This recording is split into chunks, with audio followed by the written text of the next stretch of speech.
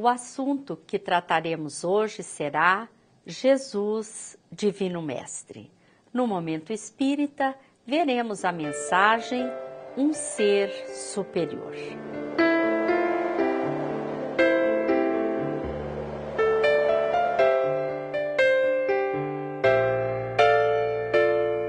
Ao avaliar o Sermão da Montanha, Mahatma Gandhi, o iluminado da Índia, disse que se um cataclisma extinguisse toda a sabedoria humana, com todos os seus livros e bibliotecas, e se fosse resgatado apenas o Sermão da Montanha, as gerações futuras teriam nele toda a beleza e sabedoria necessárias para a vida.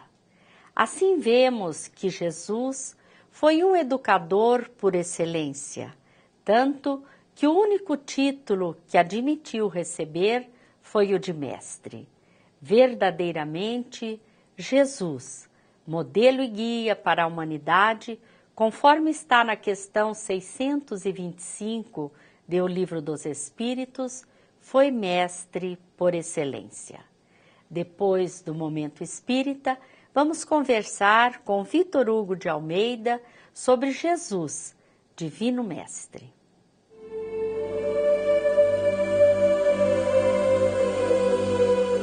O caos e o acaso não saberiam produzir a ordem e a harmonia.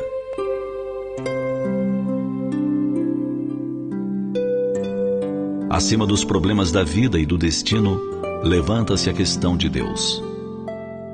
Se estudamos as leis da natureza, se procuramos o princípio das verdades morais que a consciência nos revela, se pesquisamos a beleza ideal em que se inspiram todas as artes, em toda parte e sempre, acima e no fundo de tudo, encontramos a ideia de um ser superior.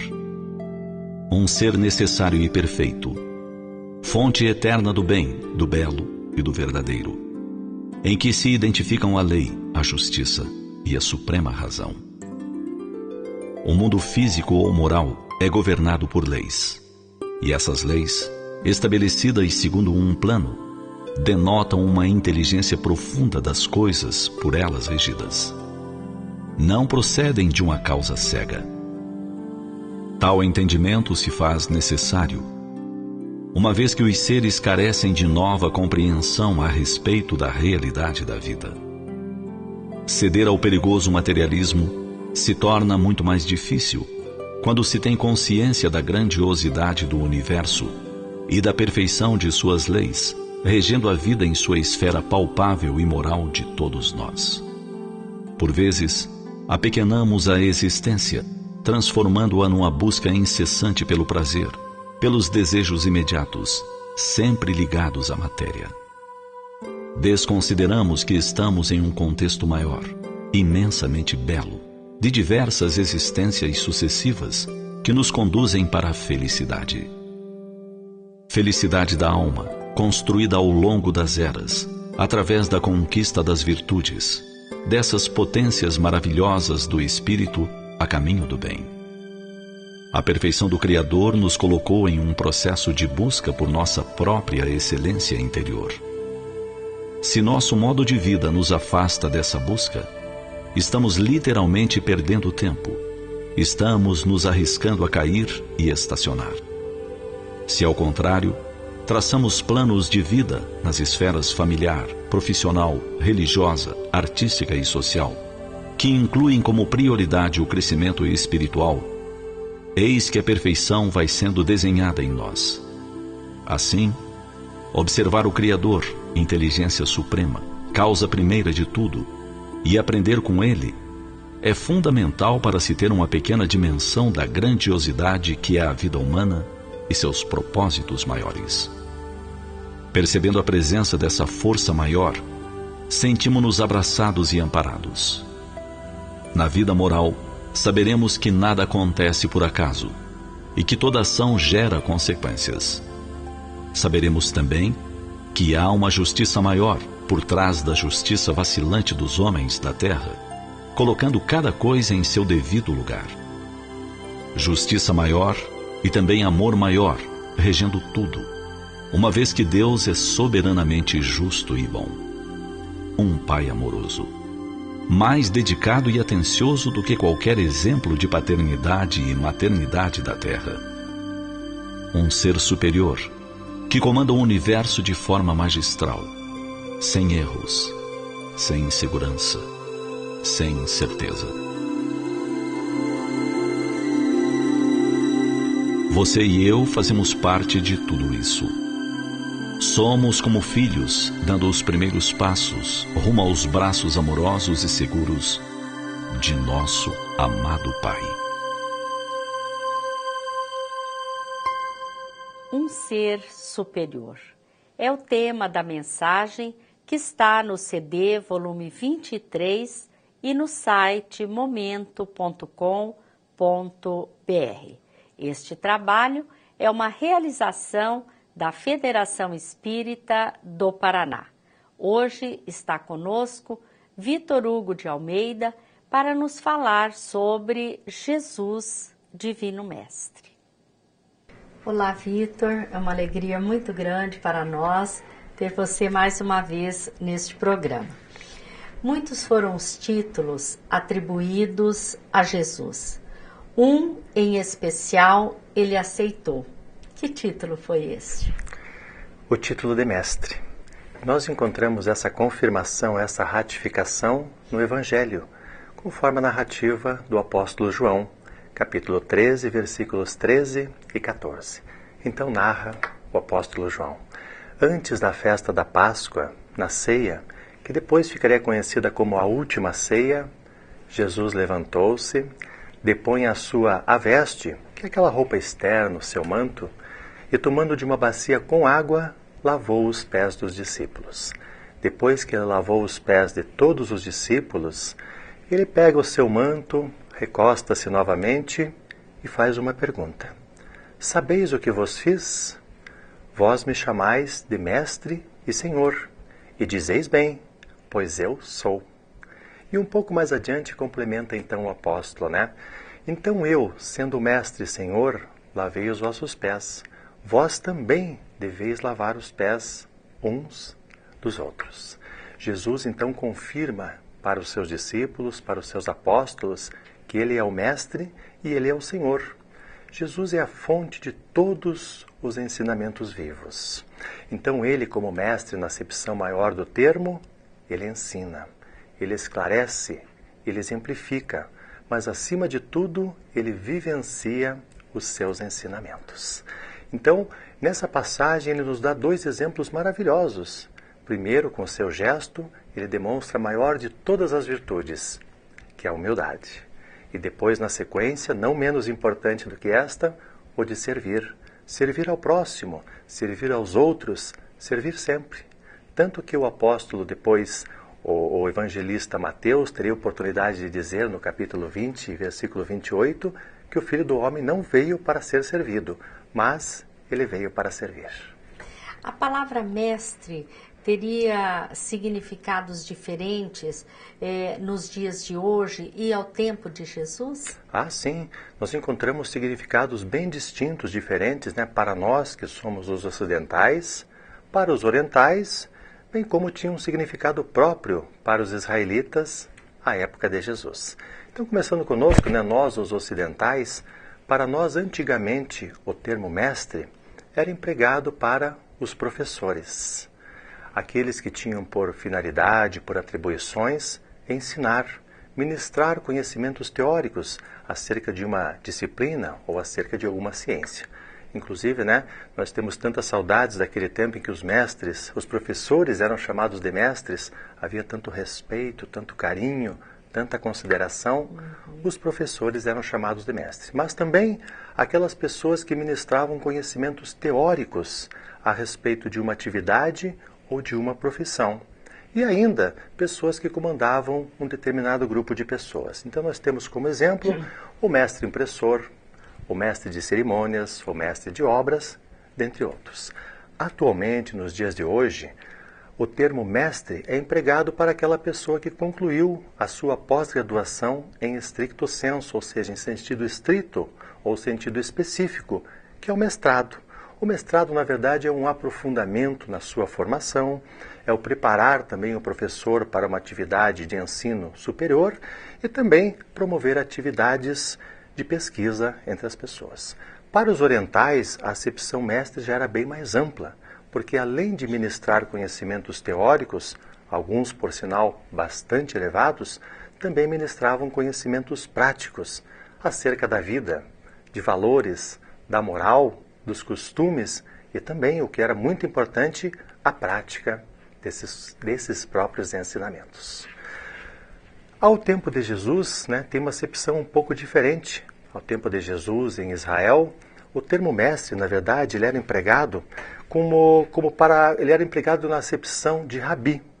E rabi é uma expressão que no hebraico talmúdico representa o título oficial de mestre. Ele era outorgado, ele era concedido aos doutores da lei.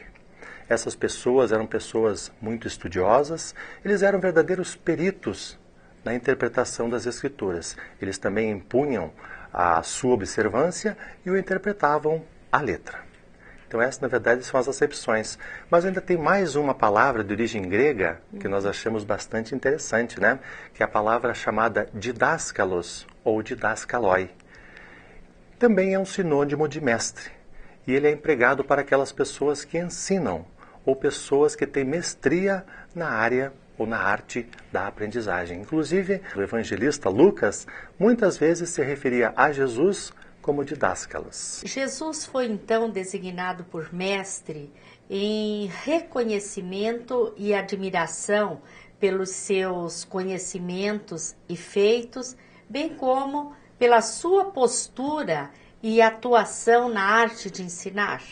Na verdade, ele acaba sendo o somatório de todos esses atributos, como a senhora bem registrou. Na verdade, Jesus tinha o conhecimento de todas as ciências e de todas as coisas, tanto em sentido físico, no que se refere à nossa vida terrestre, à nossa vida material, quanto com relação às realidades espirituais. E mais ainda, com relação, ele tinha também todo o conhecimento com relação àquele conhecimento que irá alavancar a nossa evolução moral. Por isso, ele era considerado o orientador, ele é o orientador maior de todos nós. E Jesus também tem uma outra característica, ele é considerado o mestre por excelência, devido ao fato de ele ter dedicado a maior parte do seu ministério ao ensino. E esse ensino não era somente o ensino teórico, mas em especial o ensino prático, ou seja, ele exemplificava e ele vivenciava os seus ensinamentos. Então ele ensinava em todos os momentos. Nós encontramos em algumas passagens do Evangelho umas referências muito interessantes com relação a esse ensino. Então nós podemos ver no segundo registro de Marcos, capítulo 2, versículo 13, olha a beleza, dona Ivone? Novamente saiu para junto do mar, e a turba vinha em sua direção, e ele os ensinava. Que bonita essa passagem, No capítulo 4, versículo 1, temos uma passagem semelhante também, Novamente ele começou a ensinar junto ao mar. E logo uma turba numerosíssima aproximou-se dele, que fez com que ele entrasse no barco. E entrando no barco, ele começou a ensinar. Ele falava sobre muitas coisas, ele ensinava muitas coisas. E ele realmente apresentou as características do espírito puro, Que o espírito puro, segundo a orientação da doutrina espírita, é aquele que detém a sabedoria e a bondade. E a bondade, exato, é verdade. Então Jesus, o espírito mais perfeito que veio até a Terra, ele realmente apresentava essas características, A sabedoria e a bondade. Mas há um registro no Evangelho de que Jesus ensinava como quem tem autoridade. Como que nós podemos entender essa citação, essa autoridade de Jesus? Na verdade, está registrado no Evangelho, segundo a narrativa também de Marcos, capítulo 1, versículos 21 e 22, e também Lucas faz um registro no capítulo 4, Então ele diz que Jesus ensinava como quem tinha autoridade. Especificamente, ele começa dizendo da seguinte maneira, narrando dessa seguinte maneira, o evangelista Marcos. Na cidade de Cafarnaum, num dia de sábado, ele chegou, entrou na sinagoga e começou a ensinar. e todos ficaram admirados, maravilhados com os seus ensinamentos, pois ele ensinava como quem tem autoridade e não como os mestres da lei. Então esse foi o ensinamento que Jesus proporcionou ao povo num sábado, numa sinagoga, ensinando. E é interessante observar, dona Ivone, que o povo, num primeiro momento, eles ficaram admirados com o ensinamento que Jesus ministrava. E não é registrado na passagem evangélica o teor, o conteúdo desse ensinamento, mas a forma como ele ensinava, como alguém que tem autoridade. Então, se nós formos fazer uma análise, em primeiro momento, eles ficaram maravilhados com o ensinamento novo que Jesus trouxe. Então ele começou a falar a respeito de Deus como nosso Pai, de infinita bondade, de infinito amor. Depois ele falou que o amor é o maior e o principal, o mais importante dos mandamentos. Amar a Deus sobre todas as coisas, amar ao próximo como a si mesmo. E em outros momentos ele até redirecionou a forma de entender, a forma de compreender. Então ele fala em algumas passagens, aprendeste o que foi dito aos antigos, eu, porém, vos digo. Aprendeste o que foi dito aos antigos, amarás o teu próximo e odiarás o teu inimigo. Eu, porém, vos digo, amarás também ao teu inimigo. Fazei o bem àqueles que te ofendem e orai por aqueles que te perseguem, por aqueles que te caluniam.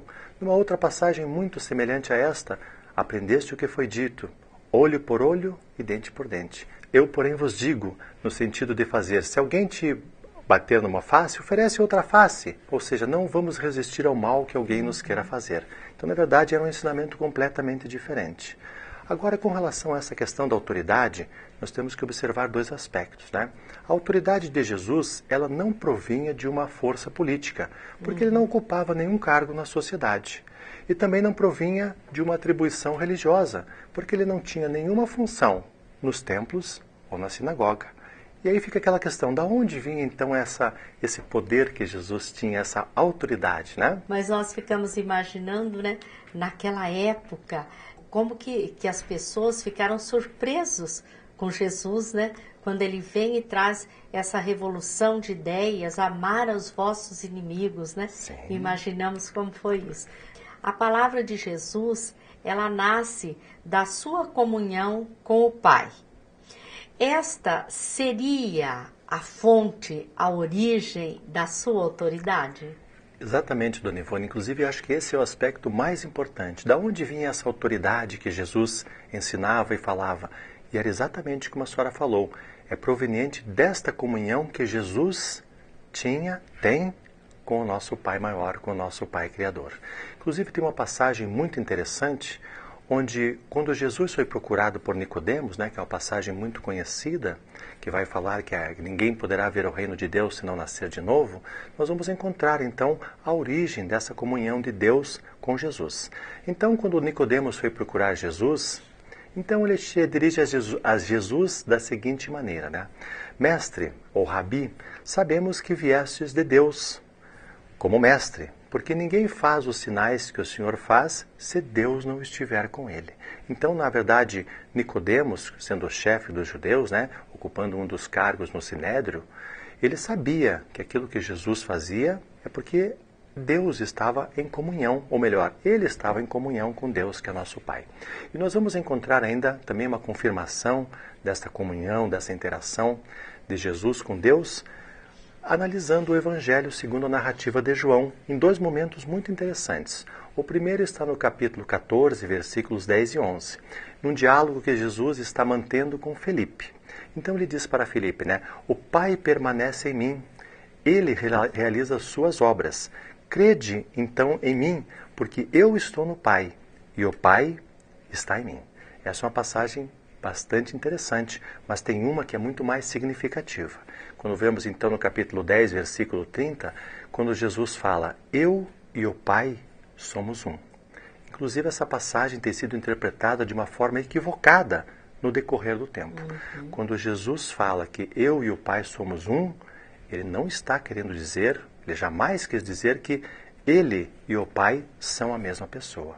Não é esse o entendimento.